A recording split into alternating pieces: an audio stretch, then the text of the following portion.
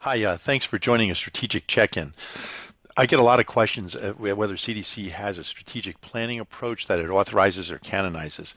And the short answer is no, but the longer answer is that in the years I've been doing work at CDC and my colleagues at CDC have been doing strategic planning work with CDC programs, we've landed on a few kind of practical ways to approach strategic planning, whether it's large scale or short scale. And what we're going to talk about today is how to use program roadmaps as a helpful tool to do that.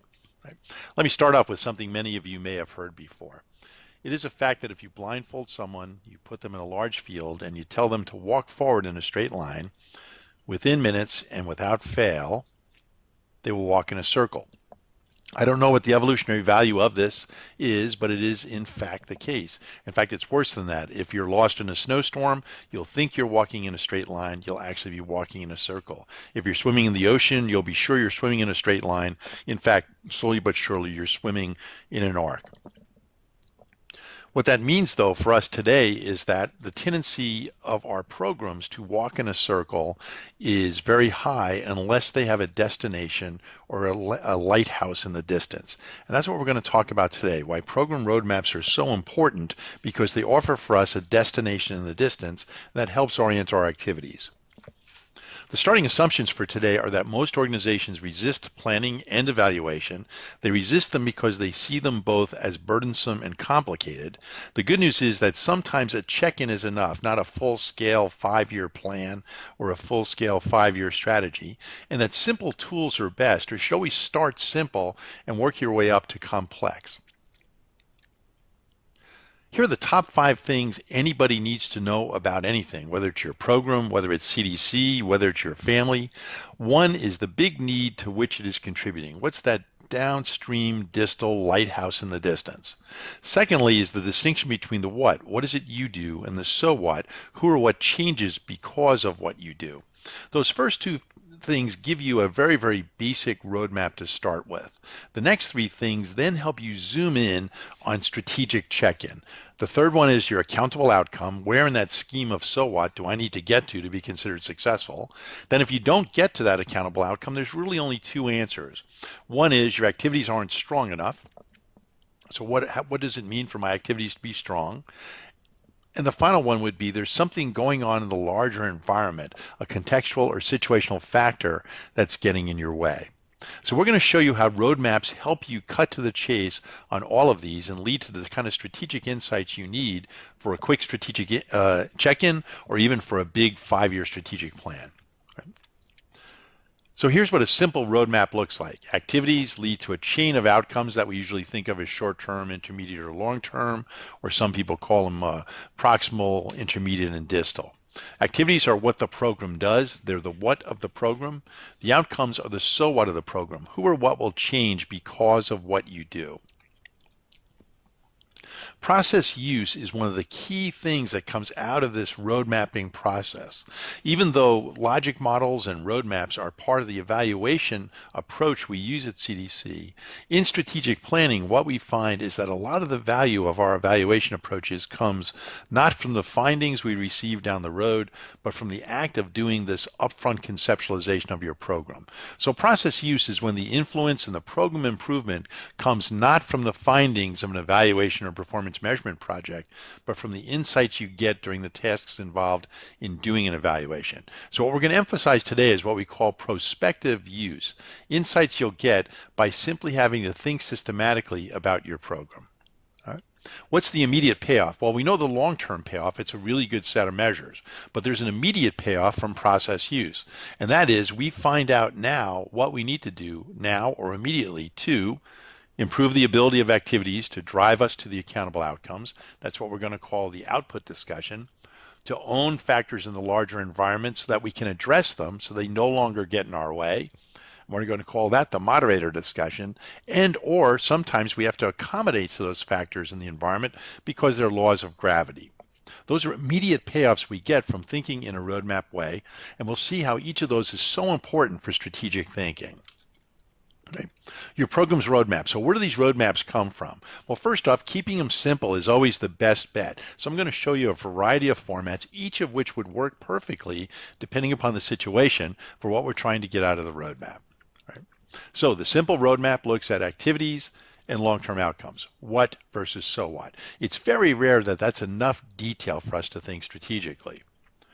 However, that's good at telling us what's that big downstream need to which the program is contributing. It's very hard for a lot of programs to think of that because they think the act of writing it is the act of being held accountable for it. We'll see in the next half hour how important it is for me to understand my lighthouse in the distance so I walk in a straight line, even though my journey may never take me all the way to that lighthouse. So worksite training is an example we're going to use. And so this is a combination of a whole bunch of things going on at CDC. If I think of a worksite training effort, the lighthouse in the distance is likely organizational change, a culture of health and safety, right? Does that tell me much? Am I going to hope and think that my worksite training is going to single-handedly be responsible for that? Probably not, but I want to keep my eye on that prize. The more important part of the roadmap, once I've defined the what and that distal lighthouse, is that short-term and intermediate so what that gets me there. So in worksite training, that's a pretty easy one. I'm going to use the standard kind of Kirkpatrick stages. For me to get to number 4, organizational change, the culture of health and safety, my worksite training needs to contribute to knocking over those 3 previous dominoes. People need to be happy with the training. They need to walk away with the knowledge, attitude, and belief, the KAB, and the skills they need. And then we need to see those behaviors sustained on the job. And that's what's going to get me out to that lighthouse of organizational change. Right? Now, here's a case we're going to run through very, very quickly just to illustrate this with something a little bit more complex than my 5-box logic model for worksite training. This is a made-up case. It's a composite of a whole bunch of things CDC does that are like this. So read along with me, and then we'll show what the roadmap for this program might look like. And then we'll show later how that might pay off strategically. So Eastside Health Center, a large publicly funded community-based health services provider, is implementing an HIV/AIDS prevention program focusing on minority young people in its community.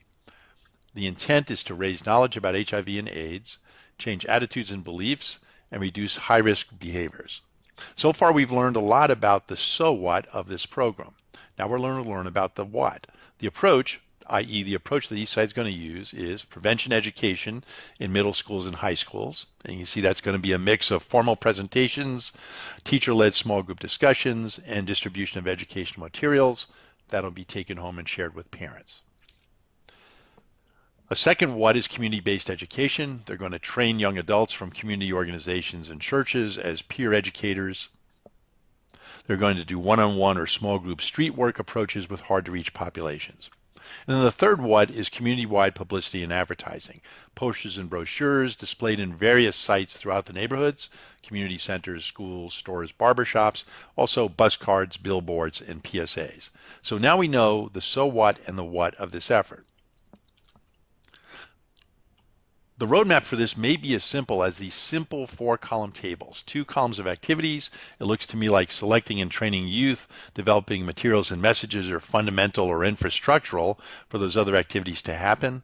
On the right-hand side, you see something that heads me to that lighthouse in the distance, which is reduced HIV risk behavior, reduced incidence of HIV, and there's one sort of marker along the way, educational materials are brought home. Sometimes this is enough and sometimes it's helpful. I'm going to preach today that you're really going to be better off by trying to draw in some boxes and arrows, what we call the underlying logic or the underlying theory of the program. Because you're going to detect some potential differences of opinion and potential differences of theory of how it is those activities on the left are going to get you to those outcomes on the right. So here's one example. If I look back at that activity there, I can see that all of those activities can lead to those outcomes. When I draw in the arrows, in this case I call it dosage, everything I do as an activity is geared as an independent way of getting into the head of the risky kid. So you can see I have sort of 3 clumps of activities in column 2. Each of them independently gets me to changes in knowledge, attitude, and belief of the target youth. Nothing wrong with this. This could be exactly the underlying theory of the program. However, in discussing this with people, I may instead have identified this theory, and I call this theory social ecology. So in a social ecology theory, you see that that northern route gets right into the head of the kid. That middle route of distributing educational materials gets into the head of the kid by convincing the kid's parents to discuss and reinforce messages. And that bottom route of community education campaigns gets into the head of the kid eventually because it changes community environment and community norms. Sometimes this matters, sometimes it doesn't. In this case, we're going to see that this so what here, this what so what roadmap is absolutely essential for defining what the best way is to get to the outcomes we need to get to. Right? So at this point, what we have is more than we think we do. We have a very simple roadmap. We have a distinction between where our what stops and our so what starts. We have a sense of our lighthouse in the distance, and we've drawn in a few boxes and arrows to give us a general sense of the underlying pathways in theory to get there. All of that's very, very good, but that only now sets up the strategic discussion we want to have. So the first strategic discussion we need to have is, am I responsible all the way out to the lighthouse? And if not, where in that chain of outcomes am I held accountable or responsible? So choosing the key accountable outcomes, or what I call staking our claim, which is a term from prospecting or surveying where you stake off all the land you own, you stick a stake in the ground and you say, beyond this I don't own it, but I own everything up to it. Right? The trouble with staking our claim is that it points to one outcome, but that outcome and everything that precedes it needs to be so far out that it's relevant. I need a sufficiently downstream or distal outcome that if I achieve it, stakeholders are going to say, boy, this was really worth investing in. Contrasting with that, though, it needs to be sufficiently upstream that I can imagine if I do a really good job, I ought to get to that outcome. So if I have relevance but not responsiveness, I'm setting myself up for failure. If I have responsiveness but not relevance, I'm setting myself up to be looked at as inconsequential or unimportant as a program. The difficulty, of course, is that the further out we move in that roadmap or that logic model, the more relevance goes up. Man, if I can achieve the lighthouse in the distance, God bless me, but responsiveness goes down. My ability of my efforts to make that happen is going to be diminished because of outside factors, just scale or whatever. So what I'm really looking for in this accountable outcome discussion is some sort of sweet spot where it's far enough out that people will say, holy mackerel, this is really a major contributor to that big public health problem in the distance. Yet I can imagine that with the right effort and strategic attention, my program efforts can get me there. Sometimes that lives in the long-term outcomes and impacts. In fact, one of the problems we do in strategic planning and evaluation is to always assume our accountable outcome is on the right-hand side. And that scares the heck out of programs, and it often causes them to avoid planning and evaluation just because their ship is so small, that sea is so large. The reality more often, and the advantage of a roadmap, is that it gives us a variety of ways by which our activities get to that long-term outcome and gives us a variety of potential accountable outcomes that will be major drivers that are short of that long-term outcome. So the accountable outcome almost always, not always, but almost always is going to live more proximally than that long-term outcome like morbidity and mortality, incidence, and prevalence. So let's look at our example of worksite training. We had our four Kirkpatrick stages, the fourth one being an organizational change that's routinized, a culture of health and safety. We decided in some discussion in the work group on which this case was based that sure, we know we can get to KAB in skills. We know our worksite training can lead to KAB in skills from a responsiveness point of view, but from a relevance point of view, is anyone going to buy that as an investment worth making in worksite training? And the answer quickly was no. If all we do is change KAB in skills and we don't see that turning into behavior change, we're just not going to be relevant enough. So the question becomes, can we be so relevant we can get to organizational change, culture of health and safety? Well, for training alone, we didn't believe that we could do that either. There are too many outside factors. So we landed in the middle. Accountable outcome for worksite training is that KAB and skills change, of course, but that leads to the behaviors being taught, sustained on the job. Now, saying that doesn't make it true, but saying it gives us something to anchor to when we start thinking strategically about, are we getting there? How can we get there? What can we do better?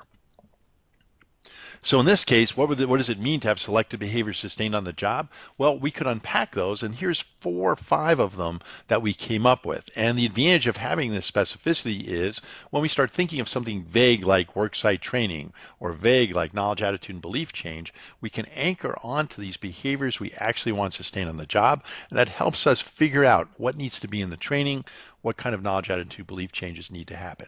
So I picked these 5: participation in physical activity, a healthy diet which is sustained at home, the organization itself conducts formal safety risk assessments, people in the organization know when an incident has occurred, and people in the organization know how to and why to report an incident, right? Those are not the only behaviors we want sustained on the job, but those were 5 that jumped to the top of the list when we discussed this, all right? If I look at the East Side Social Ecology Roadmap, which is the one I'm going to use today, same question. As I overlay responsiveness and relevance on that logic model, where is my sweet spot? Where's the accountable outcome that's so far downstream, someone would say, holy mackerel, this is really an important effort. You've done a great job contributing to solving a public health problem, yet sufficiently upstream that I could imagine a really good job at East Side Activities producing that outcome. Once again, I bet everyone lands on changes in knowledge, attitude, and belief of target youth as something we can produce with regularity, be proud of, and yet from a relevance point of view, someone's going to say, how in the heck is that going to decrease incidence of HIV and AIDS, our lighthouse in the distance, if it doesn't lead to some sort of behavior change? And in short order, I bet we would conclude that for Eastside, just like for worksite training, the accountable outcome is that we actually see decreased HIV risk behavior in the targeted youth. Now again, that doesn't make it true. It just gives us something to anchor on so we can be thinking strategically about how to focus our activities and our outcomes to help us get there. Right? So what do we know now? Now we have our roadmap, we have our underlying program theory, and in that skein of pathways, we've identified the 1 or 2 big outcomes we have to get to. Now remember, that's the outer bound outcome. It's not the only outcome we have to get to. We have to get that far, but we own everything leading up to it. So the question now becomes strategically, if I don't get to that outcome, why am I not getting there? And there's really only 2 answers. One is I'm not doing my activities correctly, what we call the strong strategic action, which we'll turn to right now with the output discussion. And then later we'll turn to there's something larger going on in the environment that's helping me or hobbling me, what we call the moderator discussion. The strong strategic action discussion leads us naturally to this concept of outputs. I've often resisted using outputs in my work at CDC because it tends to be a very confusing term. Half the audience confuses it with outcomes. The half that doesn't confuse it with outcomes confuses it with inputs. But used correctly, the output discussion is really the focus for a lot of strategic check-in work. So outputs is really the bridge between your activities and your outcomes. And so outputs are the place where you get to define what does it mean to do my activities well? What do strong activities mean? So in the case of worksite training, I know I'm trying to get down to number 3 there, behavior sustained on the job. So my question is, what does it mean to do my worksite activities strong or strongly enough or well enough that I'll knock over those dominoes and get to behavior sustained on the job? So in this case, it's very easy. Now that I know where my worksite training activities need to take me, I'm going to ask myself, what does good mean? What does well mean? So here's some things in a quick discussion we came up with. So these are key attributes of activities to ensure those outcomes, including all the way down to that accountable outcome, are reached. The content of the health and safety training should explain why it should be done. The content should offer options and not just an ideal, because we can so seldom implement the ideal. We should provide real-time experience during the training. The training needs to include reinforcing materials, especially since some of the safety instances or the safety incidents are not going to occur very frequently. And we should personalize the content to the situation of the person as opposed to just general regulations that guide all training. Now you can see how this gives us much better of a handle on what it means to do the worksite training well than the simple act of counting how many people got trained or how many trainings were done. Where do these come from? They might come from practice wisdom. They might come from the literature. The reality is if you're close to an intervention, the act of saying, now that I know that activity X needs to lead to outcome Y is pretty simple. And the act of saying, now that I know I need to achieve that outcome, what implications does it have for how I do my activities is easier still. Sometimes you're drawing on a great literature. Sometimes you're just drawing on the school of hard knocks. Sometimes you're drawing on practice wisdom. In each case, it's better than simply counting things as your outputs. Right? So with each side, let's look at that exact same thing. So I've color-coded 3 parts of this roadmap. So do one-to-one street ed, the roadmap tells me, is intended to lead to changes in knowledge, attitude, and belief of the targeted youth. That's in red. In green, we can see that an activity called distributing educational materials is supposed to lead to those materials being shared at home and the parents actually discussing and reinforcing the messages. The community campaign, the one on the bottom in blue, is a really big and complex task. I'm going to pull out just this idea of PSAs. I'm going to conduct a community campaign that includes PSAs. The purpose of those PSAs is to make community knowledge, attitude, and belief change in a supportive direction. So the question now becomes not how much street ed should I do, how many materials should I distribute, how many PSAs should I do. It becomes how do I do my street ed in a way that helps ensure knowledge, attitude, and belief change will occur? How do I distribute educational materials in a way that ensures they'll be shared at home and even discussed? And how do I do PSAs in a way that helps ensure that community knowledge, attitude, and belief will change? So I call this the plot thickens. The question I'm now trying to answer is, I want to do one-to-one street ed so good it will lead to knowledge, attitude, and belief change. Material distribution so good it will lead to material shared and discussed. PSA campaigns so good it will lead to change in community knowledge, attitude, and belief.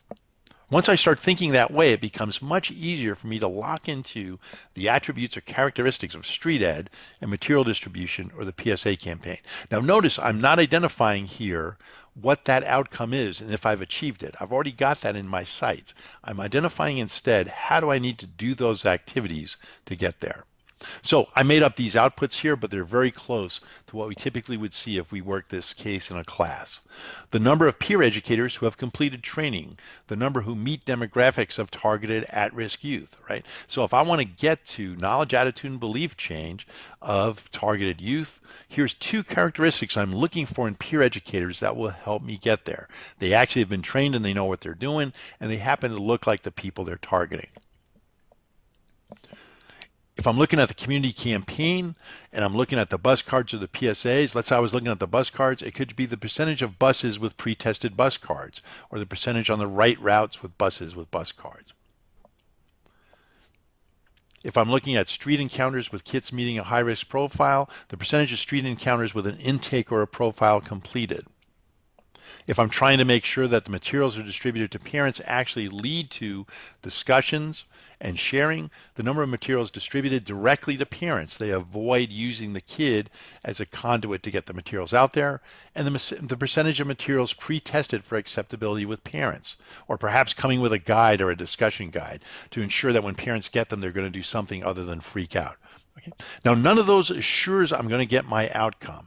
All of those do say, instead of just counting how many peer educators, how many bus cards, how many street encounters, what is it that I need to do in implementing that activity that will help ensure I get to the outcome of interest? Right? So what outputs tell us? What they tell us, not just quantity, but quality. What does it mean to do our activities right or to do our activities well? There are 2 uses for these, and we're most worried about the prospective use. The prospective use, meaning the use right now, the process use, is it clarifies what level of quality investment is needed, and it might cause us to have sticker shock. One of the biggest advantages of doing this prospectively is sticker shock. I said I was going to do training. The training's supposed to lead to X. What does that really imply for the kind of training I wanted to do? Well, I thought I might hand out a couple brochures. Oh my God, I actually have to engage with the kids. Right? So it may cause us to rethink or rescale our program. But what it does is it saves us in the long run from having to figure out why the heck the program failed downstream. Retrospectively, As evaluators, this helps us because we've just identified what the high bar for implementation is for our activities. That basically is going to be the focus of our process evaluation. As the program proceeds, we're always going to be asking the question, is the program being implemented as it was intended or as it's supposed to? And the outputs tell us that's exactly what we should be measuring. So now I've conquered what it means to do my activities well, and I'm still not getting to my accountable outcome. Then there's only one other answer that could be to blame for which I can take strategic action, and that is there's something going on in the larger context or situation. So if you think of your program as a seed you plant in the ground, gosh darn it, it grows just perfectly in the lab, so long as it's nurtured and watered, etc. You go out and plant it in 100 test plots, you feed it, you nurture it, you fertilize it. Something happens in half the plots that causes it to thrive. In the other half of the plots, it doesn't even germinate. You know there's something going on in the soil. And that's exactly what we're going to talk about now with what we call the moderator discussion. Our programs are planted in a context and a situation. If we do the best job possible, which is something that we know from the output discussion, and we still don't get our outcome, it's because we're neglecting something or failed to account for something going on in the context and situation. Right? In strategic planning, we often talk about a SWOT analysis, strengths, weaknesses, opportunities, and threats. And that can be very, very helpful for our strategic thinking. Where those strengths, weaknesses, opportunities, and threats live is in what we call killer assumptions. When in fact we don't get our outcomes, despite the fact we're producing these great outputs, it means there's some assumption we made that was not true, either in the inputs, the resources that someone was going to give us, or those external factors in the context and the assumptions, the external factors in the environment. And we call those killer assumptions to remind us there's always pain and suffering in our inputs. There's always pain and suffering in our context. What we're really looking for in this discussion is there some big thing out there such that if it doesn't exist, why am I bothering with the program? Because the program really can't achieve its outcomes. So some typical inputs to go there first: people, data, funding, facilities, relationships. These are all things we depend upon to mount our activities, and in many cases they exist. They don't exist at the ideal we like, but the program is scalable. But what we want to look at is every once in a while one of these things is so important that if we don't have it or don't have it at a certain level, the program simply can't succeed. All right? When I look at the Eastside HIV/AIDS prevention program and look at social ecology, the question might be, what's going on in the inputs? What assumptions am I making on the input side such that if it's not true, I'm not going to be able to get to that accountable outcome, which we decided was decreased HIV risk behavior. I got to tell you, after using this case a lot, I don't see a lot going on there. There's probably all kinds of pain and suffering I need to look at: the demographics of the community, the political will of the community, the degree to which the community really cares about this issue. But I'm not seeing any big killer assumption on the input side. Most of the inputs we typically think of in a program, we would get enough of them at least to scale the program, right?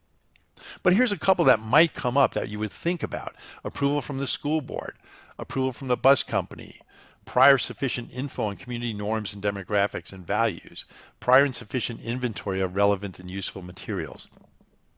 I don't think any of those rises to the level of a killer assumption, but those are all potential sources of pain and suffering that if I don't think about them in advance, it might be hard to implement my activities and get my outcomes. And conversely, if I think about those in advance, with a little bit of help and a little bit of change, I can probably make those inputs sing. So what do inputs tell us? What they tell us is the resource platform needed to mount our program, of course, but in particular, they tell us what are the killer assumptions, the handful of things I'm assuming have to be in place. As with outputs, we use it prospectively and retrospectively. We're more concerned today strategically with prospective use. Once I know what those inputs are, and once I know if I have a killer assumption, then really I can take action right now to add activities to ensure the inputs, or I can decide, gosh darn it, I'm only going to forge ahead where those inputs are in place. I'm only going to forge ahead because otherwise I'm headed for sure failure. Retrospectively, as evaluators, as I'm listening to this discussion, I'm listening to people talk about killer assumptions, the note I'm making is, boy, as we monitor this project, that really looks where the devil is in the details. I'm going to be sure that one of the evaluation questions we keep asking is, did these folks get those errant inputs?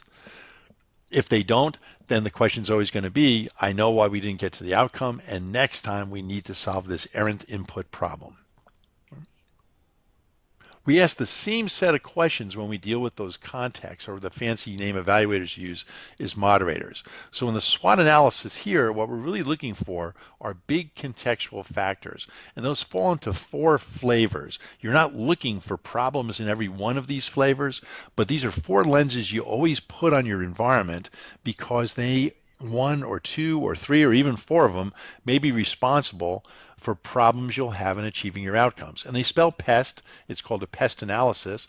And that's a sort of an unfortunate term. You'd rather be more asset oriented and say PETS or STEP. But the reality is PEST is really more helpful because it reminds us if we don't pay attention to the context, something's going to get in our way. And it's going to get in our way perhaps at a point too late in the process to change it. So P is political, E is economic, S is social, things like community norms, etc. T is technology. All of these are things where we make assumptions about the larger environment. We make assumptions about the characteristics of the soil. And again, we're not looking for every problem in all four of these categories. We're looking for things that constitute killer assumptions. If that assumption is not true, if that factor is not present, why am I bothering with the program? I'm going to run into a brick wall. So let's look at worksite training.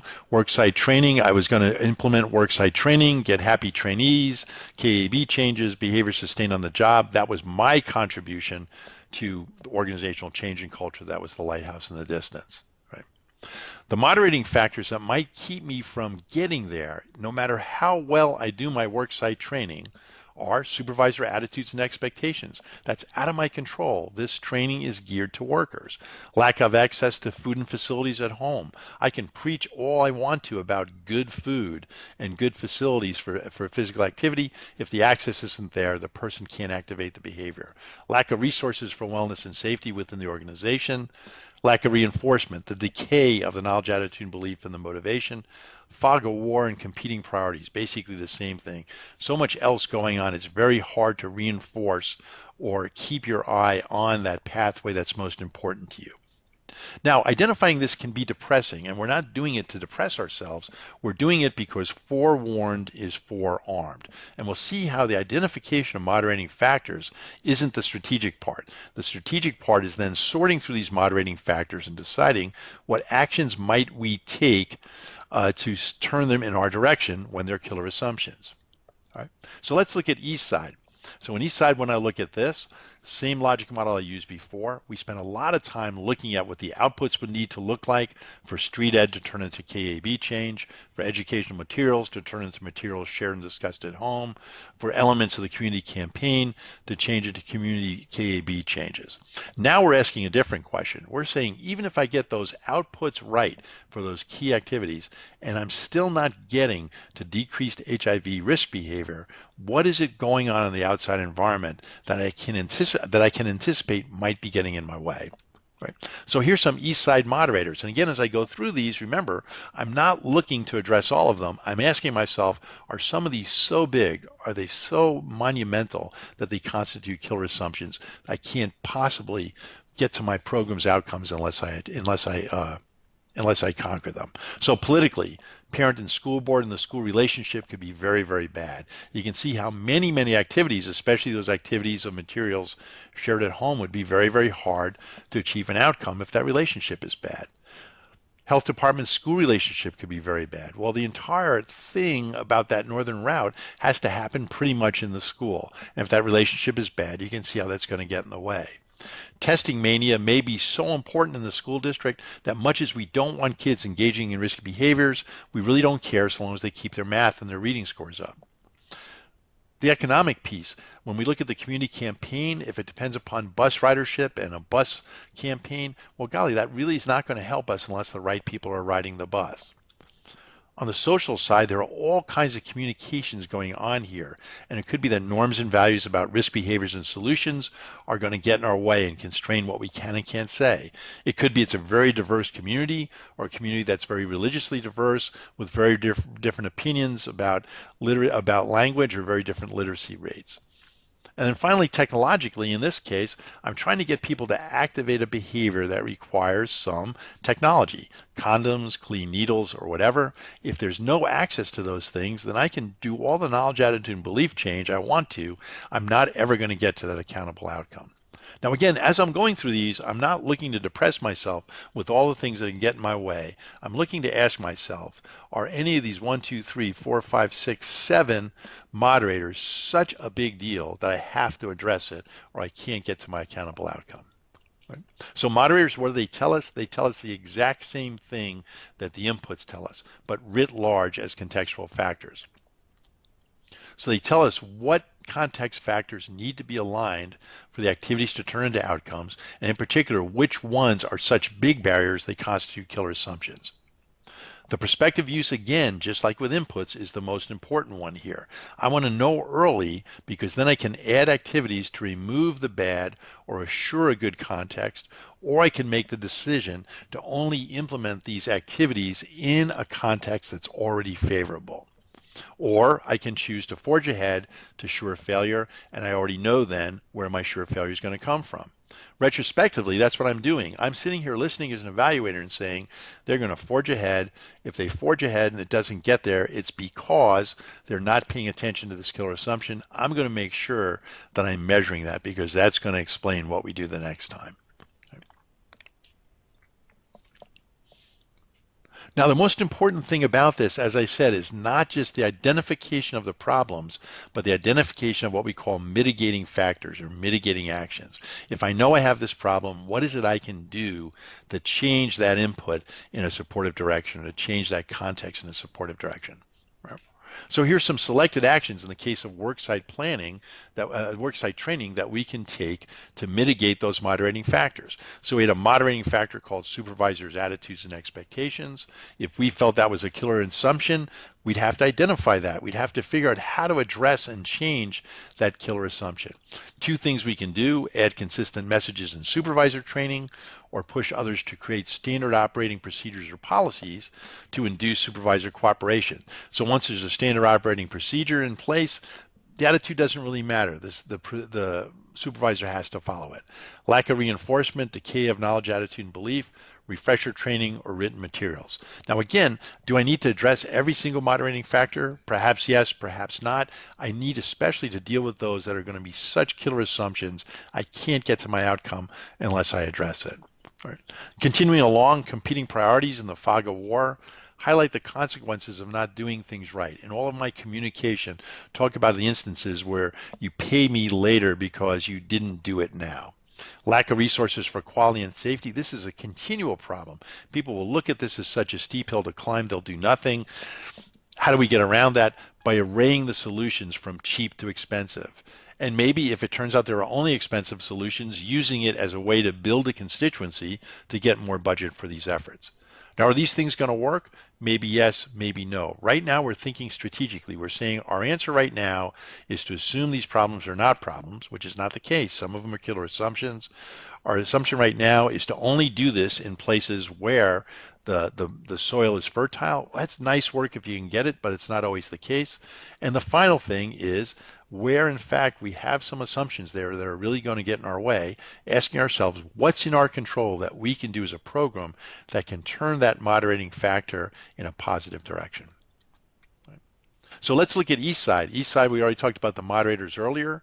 We had several political ones, an economic one, two social ones, and a technological one. At this point, we want to be looking at which ones constitute killer assumptions, and where we have some killer assumptions, the question would be, what is it we can do to try and move that moderator in a supportive direction? All right. So to summarize, right now we know a ton about our program that we didn't know before, and we did it all with a very, very simple little roadmap. We know the lighthouse in the distance, what we call the need to which it's contributing, but we don't freak out assuming if we don't get to that lighthouse, the program has failed. Rather, in number two, we lay out a roadmap of what versus so what. What do we do as activities, and what are the dominoes that we knock over, things exogenous to our activities that help us make at least a contribution to that need. Thirdly, we know that somewhere in that row of dominoes, we have to get to be successful. In some occasions, it's the lighthouse in the distance, it's that big need. It often is short of that. That's not the only thing we have to achieve, but we have to get that far out for the program to be deemed successful. Once we know those three things in our roadmap, then that leads to a really important strategy discussion. If I want to get to that accountable outcome, how strongly and in what ways do I need to do my activities to get there? And what assumptions am I making about inputs, context, situational factors that if they're not true, they're going to get in my way, and hence I need to address them now. So those are the 5 things any program needs to know. Now, how do we put it all together? Again, I emphasize at the start that we can use this for very, very quick strategic check-in. We can also use it for more full-blown strategic planning. A lot of programs resist strategic planning because they see it as complicated, taking meeting after meeting, ending up with 200-page documents. We'll see that this road mapping process leads you to enough information to turn into that if you want to, but it also leads to enough information for you to cut to the chase in a few short ways that might benefit you in a specific situation. So we're going to look at all those different ways in short order. So the first thing that the road mapping does is it helps you identify what we call key strategic issues. No matter where you take these, you might take these into sets of goals and objectives. You might just address them as one-offs. You may come up with an action plan for the next year. No matter what you're always starting with in this discussion is key strategic issues. What are the issues I've identified strategically through this road mapping discussion? I know I have an accountable outcome. Which of my outcome pathways are weakest? I know I have an accountable outcome and some weak pathways. What are the activities that are driving those pathways? Because that's probably what I need to improve. I may have really good outcome pathways, really good activities, but are there some moderating factors that are out there that are really, really causing all of my problems? All 3 of those constitute strategic issues, and in a given situation, you may have 1, 2, or all 3 of those to contend with. Right?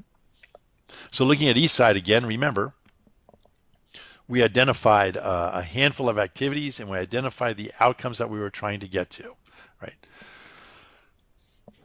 In this case, I put into red the things I think are kind of weak. So if I'm trying to get to HIV risk behavior of targeted youth, let's say after examination, I conclude that where I'm really running into trouble is I'm not getting the knowledge, attitude, and belief change of the high-risk kids. If I ask myself why that's not occurring, there are 2 reasons. One is parents are not discussing and reinforcing messages like I hope they would, and that's attributable to the activity called distributing educational materials. So when I try and solve this problem strategically, I'm going to be looking for what do I do or do differently that's going to incent parents to discuss and reinforce messages.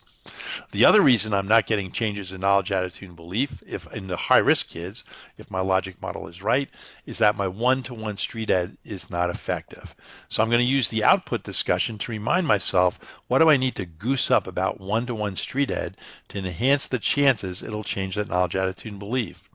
And then finally, down there in the community campaign, I want to move to supportive environment and community norms. The big thing I'm doing to move that is the community campaign, and I've called out 2 things I think are weak, my PSAs and my bus cards. I'm going to be looking again from the output discussion, what is it we could be doing differently that ensures PSAs and bus cards actually lead to supportive environment and community norms. Right? Now, whether I take this in the direction of setting goals and objectives, take this in the direction of just making some strategic observations is totally up to you and totally up to the situation and who the audience for this discussion is. Right?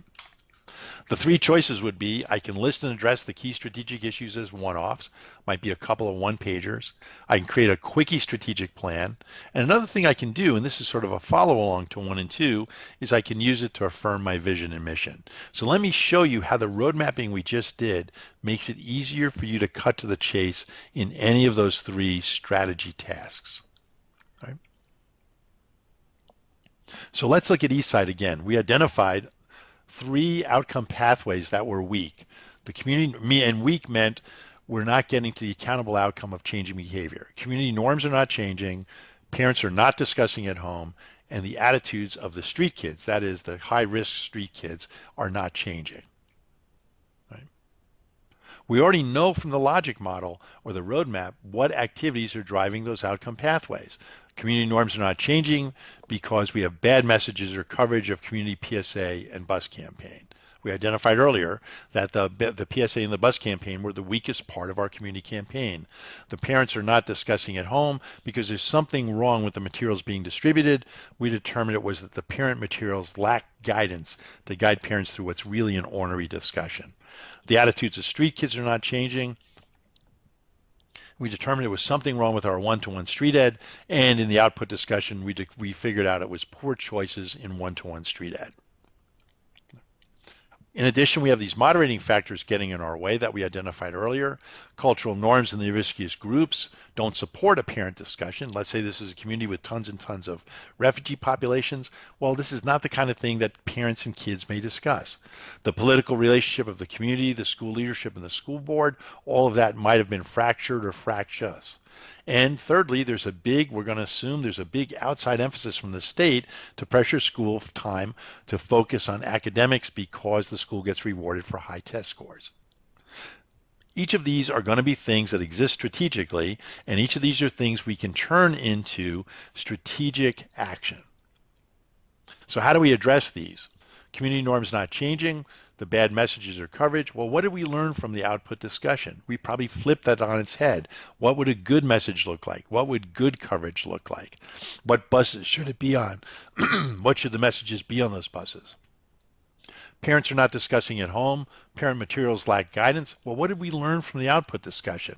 The things that should be in that guidance, how to guide your kid through an ornery discussion, how to get your kid to turn off their phone and turn off the TV and talk about sex and risky behavior.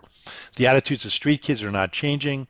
What did we learn from the output discussion? Well, we probably learned that the one-to-one street ed was not engaging people, it was handing out information, and or that the one-to-one street educators were not the right people. On moderating factors, we already have a lot to play with in responding to moderating factors strategically. Cultural norms in the riskiest groups are not supportive. Well, when we had that mitigating action step discussion, we probably identified a whole bunch of things we can do as a program to switch those cultural norms in the appropriate or supportive direction. The political relationship of the community, the pressure to focus school time on academics. We may conclude that those are relevant. We may conclude they're not relevant. We may conclude they're sort of relevant, but they don't really constitute strategic issues if they that rise to the level of killer assumptions. Right? If they do, then the question would be, what did we learn from the mitigating action step discussion about how to improve that political relationship, how to deal with or push back on the emphasis to focus school time on academics? Right? Let's say we want to take it beyond just one-offs and sort of free list things we can be doing differently in the next year and create a quick strategic plan. And that's what a lot of people are called upon to do. Everyone feels a little bit better when they've got some goals and objectives they can show their boss. They've laid out some strategies and priorities for the next year. Again, this road mapping and all the work we've done sets this up for us. It's just a matter of packaging. It's all the stuff that we used in approach number one. We're just going to package it in the language we're used to using in strategic planning. So in our roadmap, we can look at the goals as the right-hand side, the objectives as those short-term and intermediate outcomes, which probably includes our accountable outcome, and then the strategies as the activities and outputs we're trying to produce. So in the case of east side, I'm going to look to the far right side for my goal. I'm going to look in the middle for my objectives, and I'm going to look to the left for my strategies and activities. And again, we're just packaging stuff that we've already seen in other slides and already seen in the previous exercise where we use that to come up with a really quickie kind of one-off, what do we do next year? Right? So the goal, well, when I use the roadmap for east side, the goal clearly is that right-hand side, reduction in HIV risk behavior, especially among targeted youth. What are my objectives going to be? My objectives are solidly going to be about the three pathways I found were weak. You remember I already named them. Community norms don't change, parents don't discuss, attitudes of street kids are not changing.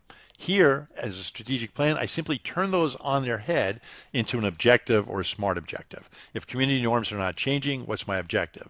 By a date to be named, an increase in community-wide norms that support adoption of key risk behaviors. Parents aren't discussing at home. Well, as an objective, by a date to be named, an increase in households where discussions of risk behavior are taking place.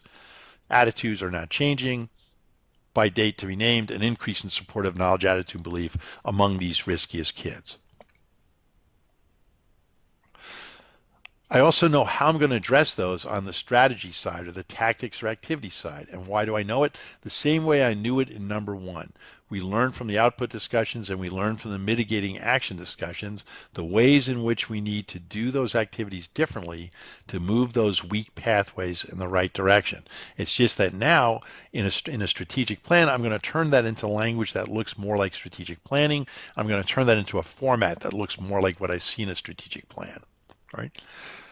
So here's my objective. By a date to be named, an increase in community-wide norms supporting adoption of key risk behaviors. What I learned from the discussion, bad messages were to blame. We had an output discussion that says, golly, we need to do better. Here's what better means. That I now turn into a strategy. Identify unique subsegments of the community and design and target messages to them using appropriate channels. You can see how there's a straight line of sight from things I probably learned from the output discussion. What was wrong with my messages? What was wrong with the coverage? Well, the message was too broadcast. The coverage was too spotty. It was not literate enough. It wasn't in the right places. Well, that turns into my strategy. I'm going to frame it assertively as now I'm going to get to an increase in community-wide norms because my strategy is going to be better. It's going to be identifying unique subsegments and designing and target messages to them using the channels that will reach them. Same thing with objective 2. I want to get to a world where households are actually discussing risk behaviors with the risky kid. The issue identified was parent materials lack guidance. The output discussion was, gosh, well, what do I need to do to get parents that guidance? I now turn that into a strategy. Implement social media strategy to encourage discussion. That's something that works its way around the parent-kid relationship. And develop and test discussion script and guidance and FAQs. If you're a parent like me who gets something in the mail that says discuss sex and drugs with your kid, you're going to freak out. But if it comes with a script and some guidance and some FAQs on how to engage, I'm probably much more likely to try that. Now again, are these things true? No, but you can see how much better this is than just flailing around wildly asking yourself, why the heck aren't people discussing things? By using the roadmap and by using that output discussion, I can come up with some viable and hopefully evidence-based or at least practice wisdom-based strategies that will actually move that objective forward. The third one, an increase in supportive knowledge, attitude, and belief. The same thing. We identified early that it was poor choices in one-to-one street ed. We had an output discussion that said, what do we need to do to make our street ed better? And that becomes our strategy. Select street educators that reflect the demographics. Create a call to action step to push with those reached so we know we're actually engaging them. And most importantly, do the street ed efforts where the risky kids gather so you're not handing out pamphlets to the wrong kid or having discussions with the kid who is not at risk. Is this going to ensure that happens? No, but it's much, much better than flailing around wondering why our street ed isn't producing any supportive knowledge, attitude, and belief in risky kids. Right? Besides all of those questions about what do we change about what we do to ensure we get our pathways stronger, we still have this issue of no matter how strong my pathways are, what's going on in the larger environment that could be getting in my way. And again, we identified a few moderating factors that would really undo our best efforts. One was cultural norms, at least in some groups of risky kids, are not supportive of parent discussion. So my objective for that, I turn it on its head. By a date to be known, riskiest kids are engaging in discussion with a parent or an adult role model. When we decided what we could possibly do as a mitigating action to get around this killer assumption, we had a whole bunch of discussion about that. I guarantee you. Now we turn that into a strategy. And two things I'm going to highlight that probably came out of the discussion. Identify community champions in cultural subgroups where that parent role is not appropriate for discussing these kinds of behaviors. Or identify community champions and surrogates who can either replace the parent or explain to the parent why they really need to play that role, hard as it may be and difficult as it may be. Identifying measures is a third use of this. So a lot of times I do strategic planning for people, and I feel like I really, really crushed it because I gave them a strategic plan. And the answer always comes back, well, yes, but we need measures, we need measures. How are we going to show any of this is happening? Well, again, this is such a short hop, skip, and a jump if you've gotten through the strategic plan as we just laid it out. Right? Basically, every objective just needs to be converted very simply into an outcome measure because the objectives almost always are inspired by our outcomes. And every strategy needs to be accompanied by a process measure, some measure that shows that the strategy was implemented. As we said earlier, if I've had the output discussion, I pretty much have that process measure. The output discussion said, how do I need to do those activities well? We've encapsulated that in the strategy, and that's probably the thing we're going to measure. Did, in fact, the strategy get implemented like we said it would? On the objective, we've changed that outcome into an objective by stating what the outcome that we're aiming for is. We simply turn that into a measure, and that gives us the dashboard we're going to follow to see if our strategic plan is working. Right?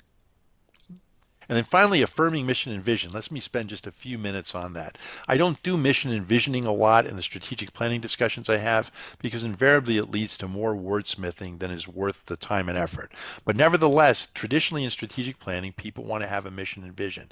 So let me end by showing you how the road mapping discussion helps you cut into the chase on that and avoid a lot of the endless wordsmithing that goes on when you just do those in narrative. So part of the problem is the ways in which the words mission and vision are used. They're used very differently depending upon who your strategic planning resource is or your strategic planning consultant is. When we think about them in a roadmappy way, let me tell you a way I've seen as helpful. So I see the vision as how the world will be different because of our program. And again, I don't mean the world, it means the context, the population, or whatever.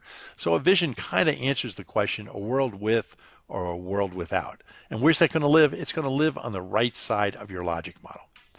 The mission, by contrast, gets at if that world is going to be different, what is it that I'm bringing to the puzzle, and what are the major pathways that I'm going to push with my efforts?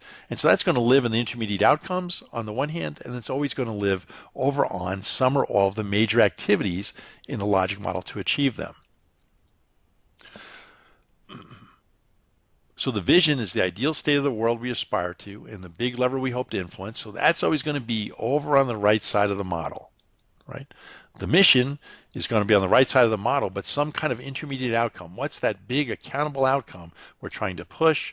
And the mission is going to be what are the activities and outputs that most relate to accomplishing that accountable outcome, right? So let's look at east side as our final example. The vision is going to live somewhere over on the right-hand side for sure, and I bet it's going to be some agglomeration of a world where there's decreased incidence of HIV and AIDS, and a world where there's less HIV and AIDS because kids are dropping risky behaviors or adopting protective ones. And sure enough, that's what we have. Even the riskiest kids in our community do not get HIV because they know and avoid risky behaviors. I've got that vision, that big goal on the right-hand side, but I end that vision with because the world is different because my accountable outcome has been achieved. Nothing here about how I'm going to do it, just how's the world going to be different. The mission, by contrast, starts off with that accountable outcome. The HIV behavior of targeted youth or the riskiest youth is going to decrease because I'm doing some or all of this good stuff on the left-hand side. And that's what's going to go into my mission. Sure enough, risky kids avoid risk behaviors. I don't need to get into HIV and AIDS goes down. I've already named that in the vision. There's no HIV and AIDS because risky kids are adopting protective behaviors and avoiding risk behaviors. In the mission, I'm saying, and how the heck is it that these risky kids start avoiding risk behaviors? Because here's what I do. A multifaceted campaign that ensures schools, peers, and community norms reinforce protective behaviors. Now, I made this up. You may look at that logic model and come up with a completely different formulation of the mission. That's perfectly acceptable so long as the first part says, here's the accountable outcome that's going to be driven, and it's going to be driven by this agglomeration and restatement of the big things I'm going to do. Right? So, in closing, let me close with something you're probably familiar with. The gods condemned Sisyphus to endlessly roll a rock up a hill, whence it would return each time to its starting place. The gods thought with some reason there was no punishment more severe than eternally futile labor. I say that because the purpose of this road mapping is to keep us from walking in a circle by knowing the lighthouse in the distance, and the purpose of this road mapping is to give us a systematic way of unpacking how we get there so that we don't spend our lives pushing the rock up the hill. With that, let me turn to a few resources that you can use post-webinar to help you through this process. Right. First and foremost, request a program consult. The staff of PPEO loves doing these consults. We have a quick and dirty way of cutting to the chase on them. A simple visit will help you figure out if what we can do as consultation can help you or not. Secondly, this webinar is being converted into a self-guided manual that you can use without our consultation, and that's in progress. Thirdly, there's a companion webinar called Learning to Love Your Logic Model, which talks about logic models in more detail as roadmaps, although it doesn't get into the detail we did today about harvesting them for strategic check-ins. And then finally, here's 3 easy ways to get more information. Contact myself or my deputy, Dan Kidder. Contact us directly on the global, or go to the PPEO Evaluation Team intranet site, which has recently been upgraded. So thank you for your time. I hope this has been useful. Again, just feel free to consult us or to contact us for more information.